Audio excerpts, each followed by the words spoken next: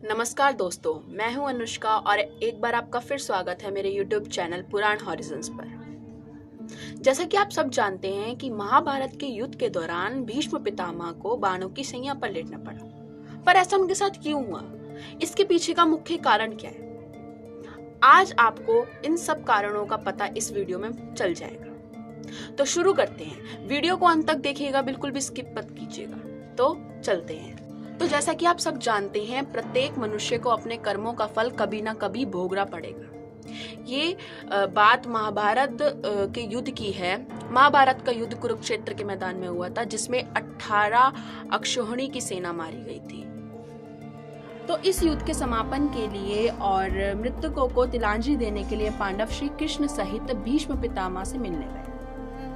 उसके बाद भीष्म पितामह ने श्री कृष्ण को रोककर पूछ लिया कि हे मधुसूदन, ये मेरे कौन से कर्मों का पश्चाताप है जो मुझे भोगना पड़ रहा है? मुझे इन बाणों की सरसैया पर क्यों लेटना पड़ रहा है? मधुसूदन मुस्कुराते हुए बोले कि हे पितामह, क्या आपको पता है कि आपके जो पुनर्जन्म थे उनका कुछ ज्ञान है?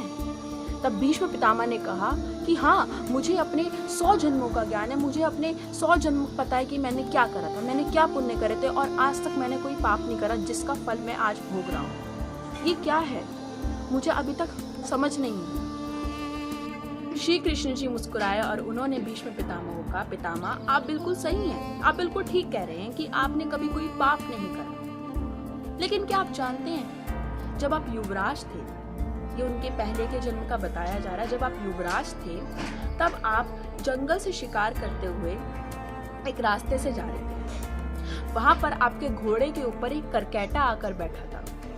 आपने नादानी में उस अपने बाण से उस करकेटे को उठाया और एक जगह पर फेंक दिया। जिस जगह आपने उसे फेंका वहां पर एक कैक्टस का पौधा, हम जिसे बोले, तो वहां आपने उसे फेंक दिया और वो जो कैक्टस का पौधा था उस पर वो करकेटा गिर गया। करकेटा जितनी निकलने की कोशिश कर रहा, वो कांटे और उसके अंदर जाए जा रहे और वो तड़प रहा, वो बहुत तड़पा और इसी प्रकार वो 18 दिन तक जीवित रहा और तड़प तड़प कर जीता रहा। तभी उस करकेटे ने आपको श्राप दिया कि जिस प्रकार मैं इस कांटों पर पड़े होकर तड़प रहा हूं, इसी प्रकार ये युवराज भी तड़पेगा। जिस प्रकार ये कांटे मेरे शरीर में भुक रहे हैं, ऐसे ये कांटे इसके शरीर में भी भुकेंगे। तो वही श्राप आज आप भोग रहे हैं। इसी प्रकार जब दुर्योधन और दुशासन द्रौपदी का चीरहरण कर रहे थे, आप वहां चुपचाप होकर देख रहे थे, आपने कुछ नहीं करा।